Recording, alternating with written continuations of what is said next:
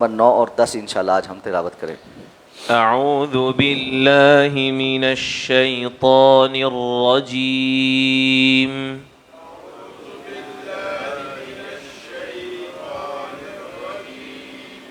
اذ تستغیثون ربکم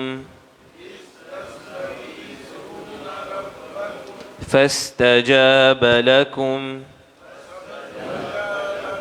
انی ممدکم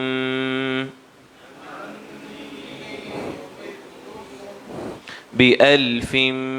من الملائکة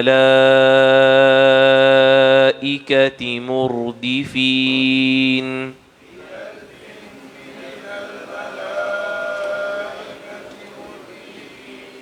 وما جعله اللہ إلا بشرى ولتطمئن به قلوبكم وما النصر إلا من عند الله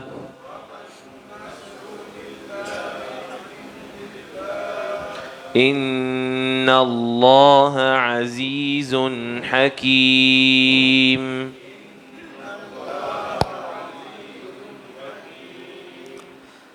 اذ تستغیثون ربکم، جب تم اپنے رب سے مدد مانگ رہے تھے، فاستجاب لکم، تو اس نے تمہاری دعا قبول کر لی، انی ممدکم، کہ میں تمہاری یقینی مدد کرنے والا ہوں، بألف من الملائکہ، 1000 فرشتوں سے، مردفین،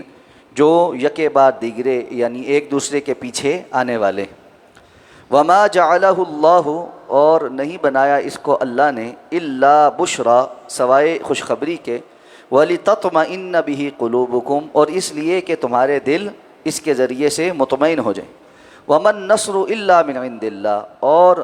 مدد نہیں ہے سوائے اللہ کی طرف سے۔ ان اللہ عزیز حکیم، یقیناً اللہ تعالیٰ بڑا ہی غالب، بڑی حکمتوں والا ہے۔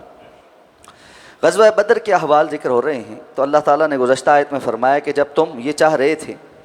کہ 2 گروہوں میں سے جو نہ کاٹنے والا گروہ ہے وہ تم میں میسر آ جائے، لیکن اللہ تعالیٰ نے اس کے علاوہ چاہا، اور یہ چاہا کہ حق سچ ثابت ہو جائے اور باطل باطل کے طور پر نظر آ جائے، اور یہ کہ اللہ تعالیٰ کافروں کی جڑ کاٹ دے۔ اب فرمایا کہ جب تم اللہ سے مدد طلب کر رہے تھے، کل بھی وہ حدیث ہم نے سنی تھی کہ رسول اللہ صلی اللہ علیہ وسلم کھڑے ہو کر بڑی طویل دعا مانگتے رہے، یہاں تک کہ آپ صلی اللہ علیہ وسلم کے کندھے سے چادر گر گئی، اور آپ یہ فرماتے کہ یا اللہ، یہ بڑا ایک جو ہے نا مٹھی بھر گروہ ہے جو تیرا ذکر کرنے والا، تیرا نام لینے والا ہے، اگر آج یہ لوگ بھی مٹ گئے تو تیرا نام کون لے گا؟ تو اپنے رسول سے کیا گیا وعدہ سچ کر دکھا۔ یہاں تک کہ جب آپ کی چادر اسی الحاح اور گریہ زاری کے اندر گر گئی تو حضرت ابوبکر صدیق رضی اللہ تعالیٰ عنہ نے آ کر آپ کی چادر اپ کے کندھے پر رکھی اور پیچھے سے آپ سے لپٹ کر فرمایا کہ اللہ کے رسول، آپ نے جو دعا کر لی وہ کافی ہے، اور اللہ تعالیٰ یقیناً آپ کے ساتھ کیا ہوا وعدہ سچ ثابت کرے گا۔ اسی طرح اہل ایمان بھی اللہ سے دعائیں مانگ رہے تھے کہ ظاہر بات ہے سامنے 1000 کا لشکر پوری تیاری کے ساتھ موجود ہے، اور ایسے میں چند ایک صحابہ کرام اور ان میں بھی کوئی تیاری نہیں ہے، تو یہ واضح طور پر بڑا مشکل مرحلہ تھا، تو اللہ رب العزت سے نصرت اور مدد کے لیے اخلاص کے ساتھ دعائیں ہو رہی تھیں، تو اللہ فرماتے جب تم اپنے رب سے، اور وہ اس کا اعلان آ گیا ہے کہ انی ممدکم بألف من الملائکۃ مردفین، کہ میں تمہارے لیے 1000 فرشتوں سے مدد بھیج رہا ہوں جو پے در پے اترنے والے ہیں، یعنی جس طرح فوج کے اندر دستہ ہوتا ہے، پہلے ایک لائن ہوتی ہے، پھر دوسری، پھر تیسری، جس طرح بعض لوگوں کو مغالطہ لگا اگلی آیت سے کہ اللہ نے اس کو تمہارے لیے ایک خوشخبری اور دل کے اطمینان کا سبب بنایا ہے، وَمَن نَّصْرُ إِلَّا مِنْ عِندِ اللَّهِ، جبکہ مدد تو اللہ کی جانب سے ہی ہے۔ یعنی بعض لوگوں نے اس سے استدلال کیا کہ اللہ تعالیٰ نے مسلمانوں کی ثابت قدمی کے لیے اور ان کے دلوں کے مطمئن ہو جانے کے لیے یہ وعدہ کیا، وگرنہ حقیقتاً مدد تو اللہ کی ہی تھی، فرشتے باضابطہ طور پر کوئی نہیں اترے، لیکن یہ کتاب و سنت کی صریح نصوص سے مخالفت ہے۔ رسول اللہ صلی اللہ علیہ وسلم سے صحیح احادیث میں ثابت ہے، آپ صلی اللہ علیہ وسلم نے صحابہ کو مخاطب کر کے کہا کہ یہ جبریل امین میرے پاس آئے ہیں جو بالکل جو ہے نا جنگی جو لباس ہے اس میں اپنے گھوڑے پر بیٹھے ہوئے ہیں، یعنی جس طرح تم لوگ جنگ کے لیے تیار ہو بالکل اسی طرح یہ فرشتے بھی جنگ کے لیے تیاری کر کے آئے ہوئے ہیں۔ اسی طرح حدیث مبارکہ کے الفاظ ہیں، رسول اللہ صلی اللہ علیہ وسلم نے فرمایا جبریل امین نے اللہ کے رسول صلی اللہ علیہ وسلم سے پوچھا کہ اللہ کے رسول آپ لوگوں کے ہاں وہ صحابہ جو بدر میں شریک تھے ان کا کوئی علیحدہ سے مقام ہے؟ آپ نے فرمایا ہاں، جو بدری صحابہ ہیں ان کا علیحدہ سے مقام، اور معلوم ہے کہ بدری صحابہ جو ہیں اللہ کے رسول نے فرمایا ان کے لیے اللہ کا اعلان یہ ہے کہ وہ آج کے بعد کوئی عمل نہ بھی کرے تب بھی ان کی مغفرت ہے۔ اور حاتم بن ابی بلتہ رضی اللہ تعالیٰ عنہ سے فتح مکہ سے تھوڑا قبل ایک اجتہادی غلطی ہوئی کہ اللہ کے رسول نے فرمایا تھا کہ کوئی بندہ اللہ کے رسول صلی اللہ علیہ وسلم کے مکہ کے لیے جو سفر ہے اس کے متعلق کوئی بات نہیں کسی کو بتائے، یہ بالکل راز میں رہے گی بات۔ تو انہوں نے ایک خط لکھ دیا تھا، اور وجہ یہ تھی کہ ان کے بال بچہ ادھر تھا اور ان کا کوئی خاندان قبیلہ بھی ادھر نہیں تھا، تو انہوں نے سوچا کہ اگر یہ جنگ چھڑی اور وہاں پر انہوں نے فتح مکہ والوں کو پتہ لگا تو سب سے پہلے ان لوگوں پر حملہ کریں گے جو ہم میں سے کسی کا گھر والے وہاں موجود ہیں، تو ایسے میں اگر میرا خط ان کو ملے گا تو وہ میرے گھر والوں کا یا بیوی بچوں کا لحاظ کریں گے۔ اللہ کے رسول صلی اللہ علیہ وسلم کو وحی کے ذریعے اللہ نے بتلا دیا، آپ نے حضرت علی رضی اللہ تعالیٰ عنہ کی سربراہی میں کچھ صحابہ کو بھیجا اور نشانیاں بتائیں کہ قافلے میں خاتون ہے، خیر لمبا واقعہ ہے، وہ اس خاتون کو گرفتار کر کے اس سے وہ خط برآمد کر کے لے آئے۔ اس موقع پہ جب یہ خط نکل آیا تو آپ نے حاتم بن ابی بلتہ رضی اللہ تعالیٰ کو بلایا اور پوچھا یہ تم نے لکھا ہے؟ انہوں نے کہا بالکل اللہ کے رسول میں نے لکھا ہے، اور وجہ بھی بیان کر۔ اس موقع پہ حضرت عمر رضی اللہ تعالیٰ عنہ نے کہا کہ اللہ کے رسول مجھے اجازت دے میں ان کی گردن اڑا دوں، تو آپ نے فرمایا نہیں عمر، کیا تمہیں اللہ کا وہ وعدہ نہیں پتہ کہ اصحاب بدر جو ہیں ان کے لیے اللہ کا وعدہ ہے کہ وہ بدر کے بعد کوئی اور نیکی نہ بھی کرے تب بھی اللہ نے ان کو معاف کر دیا ہے؟ اس لیے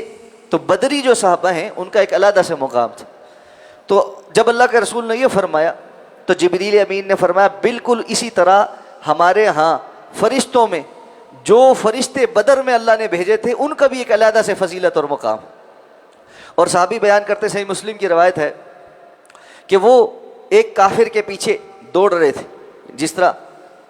جنگ میں ایک دوسرے کا پیچھا کیا جاتا ہے، اتنے میں ان کو آواز آئی جیسے کسی نے کوڑا مارا ہو، کوڑا مارنے والا نظر نہیں آ رہا تھا، تو انہوں نے دیکھا کہ جو مشرک تھا اس کے چہرے کے اوپر ایسے نشان پڑ گیا اور اس کا گوشت پھٹ گیا، جیسے کسی کو کوڑا مارا جائے تو نشان پڑتا ہے اور گوشت پھٹ جاتا ہے، اور اس کی ساری جلد جو ہے وہ ارد گرد سے سبزی مائل ہو گئی، اور انہوں نے اس کو پکڑا اور قتل کیا۔ بعد میں جب رسول اللہ صلی اللہ علیہ وسلم کو بتلایا کہ اللہ کے رسول میرے سامنے اس طرح ہوا، کوڑا مارنے کی آواز آئی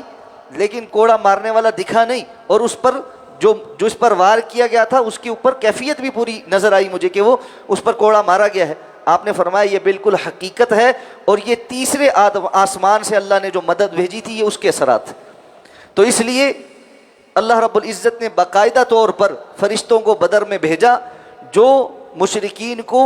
مارتے تھے اور قتل کرتے تھے۔ جب اللہ رب العزت اہل ایمان کا امتحان لے لیتے ہیں تو اس کے بعد نصرتیں ایسی آتی ہیں، اللہ رب العزت اہل ایمان کی طرف سے کافی ہو جاتے ہیں۔ حضرت ابراہیم علیہ السلام نے جب حضرت اسماعیل کو لٹا دیا اور چھری چلا دی تو نصرت آئی، اور اللہ رب العزت نے حضرت اسماعیل کی جگہ اس مینڈے کا گلا جو ہے وہ کٹوا دیا، جس کو اللہ رب العزت نے کہا وَفَدَيْنَاهُ بِذِبْحٍ عَظِيمٍ، اور اسی قربانی کو اللہ تعالیٰ نے قیامت تک کے لیے آنے والے لوگوں کے لیے باقی رکھا۔ تو اس طرح اصل جو امتحان ہوتا ہے وہ موقع پر ثابت قدمی کا ہی ہوتا ہے، باقی تو اللہ کی مدد ہی اور نصرت ہی ہوتی ہے، اور اللہ تعالیٰ اپنی نصرت کے مظاہر دکھاتے ہیں۔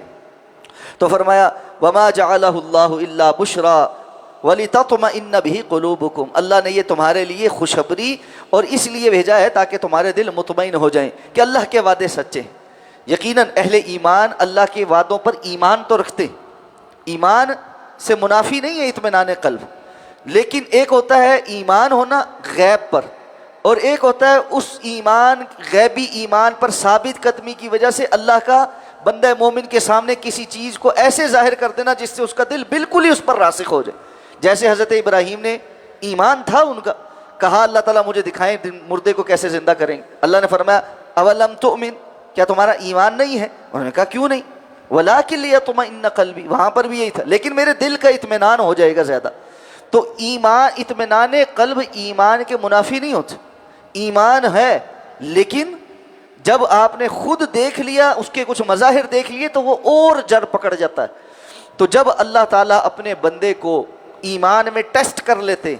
وہ ثابت قدم رہتا ہے، وہ اس امتحان میں کامیاب ہو جاتا ہے، پھر بسا اوقات اللہ اس کے سامنے ایسی چیزیں ظاہر کر دیتے ہیں جس سے اس کا ایمان اور مضبوط ہو جاتا ہے اور جڑ پکڑ جاتا ہے. تو فرمایا وَمَن نَّصْرُ إِلَّا مِنْ عِنْدِ اللَّهِ، اور یہ مدد نہیں تھی سوائے اللہ کی جانب سے. یعنی تم خود سے قادر نہیں ہو کہ فرشتے آ جائیں، بلکہ یہ اللہ کا فضل ہی ہے کہ اللہ اپنے فرشتے بھیج دے اور اللہ تعالیٰ اس طرح نصرت نازل فرما دے. اچھا، یہاں ایک اور بات، سورہ آل عمران میں فرمایا کہ اللہ رب العزت تمہاری مدد کرے گا بثلاثۃ آلاف من الملائکۃ منزلین. اللہ رب العزت تمہاری 3000 فرشتوں سے جو اتر رہے ہوں گے تمہاری مدد فرمائے. تھوڑا آگے چل کے فرمایا بخمسۃ آلاف من الملائکۃ مسومین، بلکہ 5000 فرشتوں سے جو پوری طرح مسلح ہوں گے. اور یہاں فرمایا کہ 1000 فرشتوں سے، تو اس میں تطبیق ہے. یعنی اللہ رب العزت نے فرمایا کہ اگر ضرورت ہو تو 3000 بھی اتر جائیں گے، اگر ضرورت ہو تو 5000 بھی اتر جائیں گے. یہ 1000 تک کا فگر یہ نہیں ہے کہ اللہ رب العزت نے صرف 1000 بھیجیں تو اور نہیں بھیجے گا. یعنی جس طرح کمک آتی چلی جاتی ہے، اس طرح تم ایمان میں ثابت قدم رہو تو اللہ کی طرف سے قطار اندر قطار فرشتے اترتے ہی چلے جائیں. اس لیے وہ جو ہے نا فضائے بدر کا ذکر، فرشتے تیری نصرت کو اتر سکتے ہیں گردوں سے، قطار اندر قطار، اب بھی قطار اندر قطار اللہ فرشتے بھیجتا جائے گا. یعنی یہ تعداد عربی زبان میں بسا اوقات باقاعدہ تحدید کے لیے نہیں ہوتی بلکہ کثرت کے لیے ہوتی. یعنی اس قدر جتنے تم سوچو، ٹھیک ہے. تو اس لیے یہ مت دیکھو کہ دشمن کتنی تعداد میں ہے، بلکہ یہ دیکھو کہ اللہ کا دین کیا کہتا ہے، اس کے بعد اس پر ثابت قدمی اختیار کرو. دشمن کے مقابلے کے کافی ہونے کے لیے اللہ رب العزت کے ہاں بہت انتظام ہے. اللہ رب العزت نے تمہیں بے سر و سامان اور بے آسرا نہیں چھوڑ دیا، شیطان کے حوالے نہیں کر دیا، باطل قوتوں کے حوالے نہیں کر دیا کہ تم ڈرتے ہی رہو. یہی وجہ ہے رسول اللہ صلی اللہ علیہ وسلم نے فتنوں کے دور میں